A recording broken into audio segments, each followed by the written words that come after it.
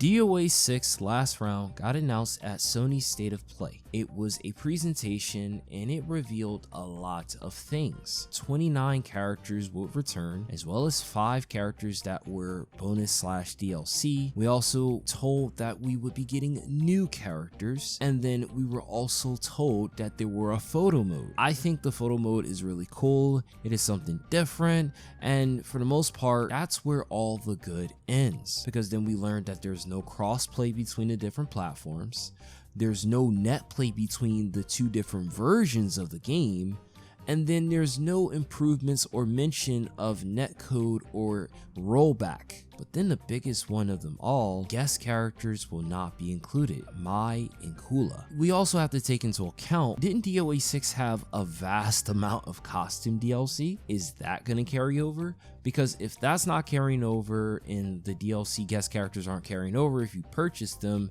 then at that point, this will make DOA 6 last round an inferior product. If I spent a ton of money on DOA 6 and this version came out and it definitely was gonna get people playing the game again, but nothing carried over, I would think this was a bad business practice. It makes it a very hard buy for pre-existing players to purchase last round if they're going to lose a bunch of stuff they had if they bought a lot of the DLC and stuff from DOA 6 vanilla. Heck, I would say DOA 6 last round is a steal. That is until you consider the Steam port. The Steam port right now is on sale at an outrageously low price. We're talking $9. If you want to try out DOA 6, not last round, but just simply DOA 6, this is the perfect time. Now, it could be possible that DOA 6 last round would be a upgrade path for DOA 6, and maybe they allow the player to keep their DLC,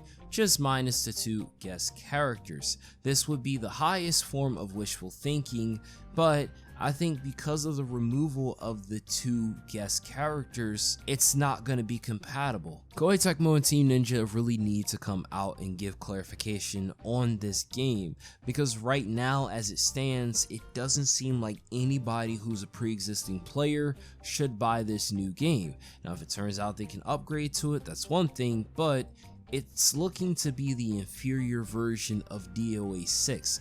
Last round should be like the ultimate package. It should have all the stuff that people wanted, and this makes it a lot more convenient. So I'm thinking if they wanted to do that, which this might still be the case, this is why last round was made and why it's on current console, so it's a next gen game, and they're probably gonna give you all the DLC stuff. I'm coping hard to the max, but if they don't do that, what was the point? Some people have discussed in regards to the DLC characters, it might be a licensing issue.